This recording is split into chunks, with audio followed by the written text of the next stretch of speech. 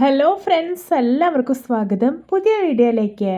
ഇന്ന് ഞാൻ വന്നിട്ടുള്ളത് വളരെ പെർഫെക്റ്റ് ആയിട്ടുള്ള മാംഗോ ഐസ്ക്രീം ആയിട്ടാണ്. വീഡിയോ കണ്ടിട്ട് ഇഷ്ടപ്പെടുവാണെങ്കിൽ ലൈക്ക് ചെയ്യുക, ഷെയർ ചെയ്യുക, കമൻറ്റ് ചെയ്യുക, ചാനൽ സബ്സ്ക്രൈബ് ചെയ്യാനും മറക്കരുത്. പിന്നെ ഫേസ്ബുക്കിലൂടെയാണ് വീഡിയോ കാണുന്നതെങ്കിൽ പേജ് ഫോളോ കൂടി ചെയ്യണേ. അപ്പോൾ നമുക്ക് നേരെ വീഡിയോയിലോട്ട് പോവാം.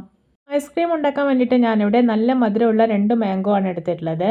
ഞാനിത് നന്നായിട്ട് കഴുകി തൊലിയെല്ലാം കളഞ്ഞതിന് ശേഷം ചെറിയ കഷ്ണങ്ങളായിട്ട് മുറിച്ചെടുത്തിട്ടുണ്ട്. ഇനി ഇത് മുഴുവനായിട്ട് മിക്സർ ജാറിലേക്ക് ഇട്ട് കൊടുക്കാം. എന്നിട്ട് നന്നായിട്ടൊന്ന് ബ്ലെൻഡ് ചെയ്തെടുത്ത് വരാം.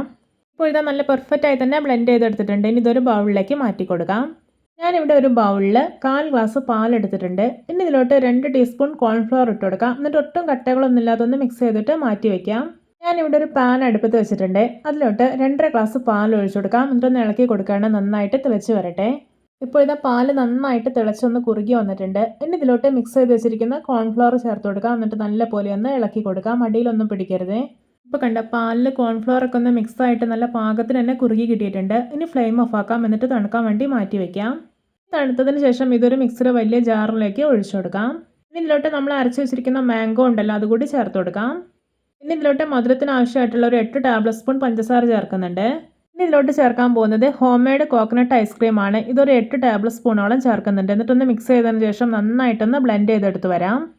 ഇപ്പോൾ ഇത് നന്നായി തന്നെ ബ്ലെൻഡ് ചെയ്തെടുത്തിട്ടുണ്ട്. ഇനി ഇതൊരു ബൗളിലേക്ക് മാറ്റി കൊടുക്കാം. എന്നിട്ട് അടച്ച് വെച്ചിട്ട് ഒരു 3 മണിക്കൂർ ഫ്രീസറിൽ വെക്കാം. ഇപ്പോൾ ഇത് 3 മണിക്കൂറിന് ശേഷം ഐസ്ക്രീം സെറ്റായി കിട്ടിയിട്ടുണ്ട്. കണ്ടോ?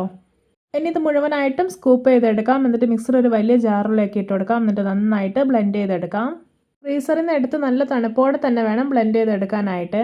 ഇപ്പോൾ ഇത് ബ്ലെൻഡ് ചെയ്തെടുത്തപ്പോൾ കണ്ടോ, നല്ലൊരു ക്രീമി ടെക്സ്ചറിലാണ് കിട്ടിയിട്ടുള്ളത്. ഇനി ഇതൊരു ബൗളിലേക്ക് മാറ്റി കൊടുക്കാം. ഇതിൻ്റെ മേലെ ഒന്ന് ലെവൽ ചെയ്ത് കൊടുക്കാം. എന്നിട്ട് അടച്ചു വെക്കാം. ശേഷം ഇതൊരു 8 മണിക്കൂർ ഫ്രീസറിൽ വെക്കാം. ഇപ്പോൾ ഇത് 8 മണിക്കൂറിന് ശേഷം നമ്മുടെ മാംഗോ ഐസ്ക്രീം ഇതാ നല്ല അടിപൊളിയായി തന്നെ സെറ്റായി കിട്ടിയിട്ടുണ്ട്. കണ്ടോ?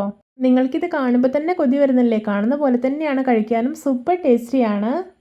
അപ്പോൾ എത്ര സിമ്പിളായിട്ടാണല്ലേ കുറഞ്ഞ ഇൻഗ്രീഡിയൻസ് മാത്രം ഉപയോഗിച്ചിട്ട് ഈ ഒരു പെർഫെക്റ്റ് മാംഗോ ഐസ്ക്രീം റെഡിയാക്കി എടുത്തിട്ടുള്ളത്. അപ്പോൾ എല്ലാവർക്കും എൻ്റെ രുചികരമായിട്ടുള്ള മാംഗോ ഐസ്ക്രീം ഇഷ്ടപ്പെട്ടെന്ന് വിചാരിക്കുന്നു. ഇഷ്ടപ്പെട്ടാൽ സപ്പോർട്ട് ചെയ്യാൻ മറക്കരുത്. അപ്പോൾ ഇതുപോലെയുള്ള വെറൈറ്റി വീഡിയോകളായി നമുക്ക് വീണ്ടും കണ്ടുമുട്ടാം. Okay, bye bye.